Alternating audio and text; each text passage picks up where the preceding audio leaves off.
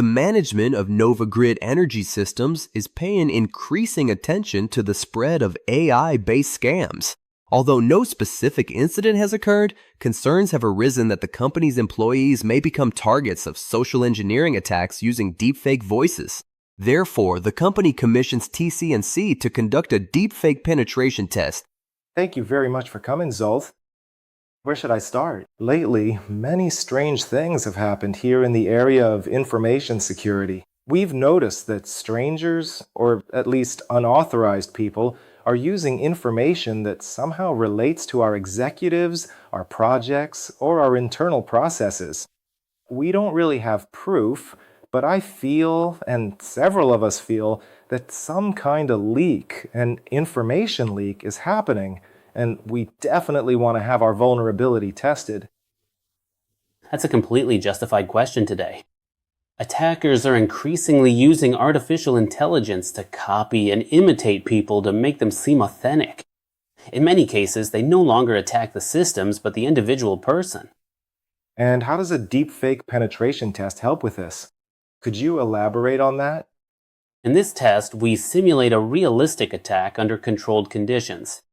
We examine what information can be obtained about the organization using publicly available info, voice cloning, and social engineering. The goal isn't to find errors, but to uncover the risks. I see. And what about the legal issues, the legal framework? Every element of the test is agreed upon in advance and set in a contract. The test can't cause business damage and is not aimed at accessing confidential systems. We are exclusively testing the resilience of the human factor. I like the sound of that. Let's dive in.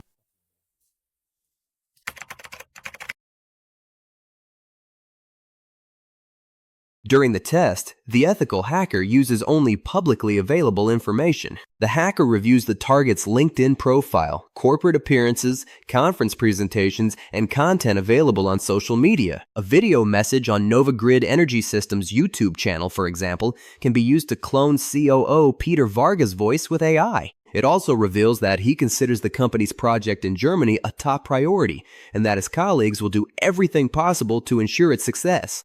This current German project is a milestone for us, a very, very important moment, and I'd like to ask you to participate in this project with great dedication and enthusiasm, just like I do. With the tools available today, creating a realistic voice clone no longer requires special expertise or significant resources.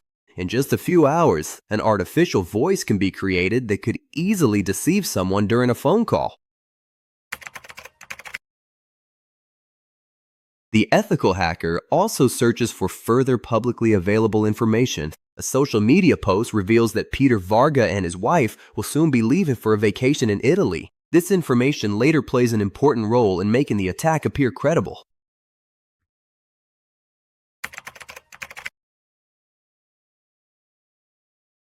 The purpose of the email is not to obtain information.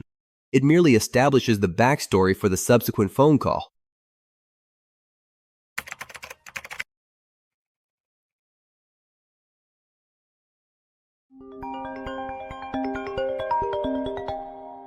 Hello? Hi, Anna. I'm Peter Varga, calling you from Sophie's phone. We're at the airport right now, leaving for Tuscany. Hello, Peter. Is everything okay? Yeah, I just managed to drop my work phone. The screen is completely shattered.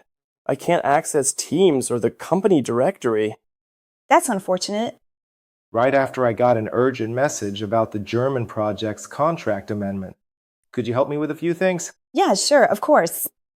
By the way, the Germans sent that email directly to me as well. Do you happen to have the legal advisor's mobile number? Yeah, sure. Should I dictate it? Or, look, I can send it to you on a text to this number. Thank you. If I can't get a new phone by tonight, what's the fastest way to reach our CEO? Well, I think he's on his office mobile. Could you send me his number to this phone as well? Of course, sure. Let's say the contract amendment arrives tonight. How could we get it approved as quickly as possible? Well, Gabor approves it first. Then, of course, the whole thing goes to legal. But since you're not available now because of the trip, well, Ava will approve these. All right. By the way, do you know who's covering for me in each area next week? That's a good question. Wait, I'll take a look. Oh, sure. For supplier matters, Ava will be filling in for you. Gabor will handle the financial approvals.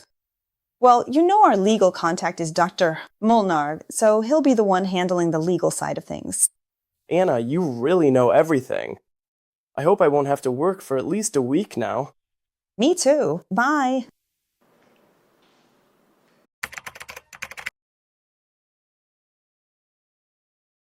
Throughout the exercise, we only use publicly available information and an AI-generated voice clone. Nevertheless, we were able to obtain several non-public pieces of information. Let's take a look at what we obtained. The legal advisor's information, the CEO's mobile number, the contract approval process, and the substitution protocol. These pieces of information may not appear critical. However, a real attacker could use them to build the next stage of a targeted attack. A deepfake penetration test shows exactly how trust can be exploited in a modern organization.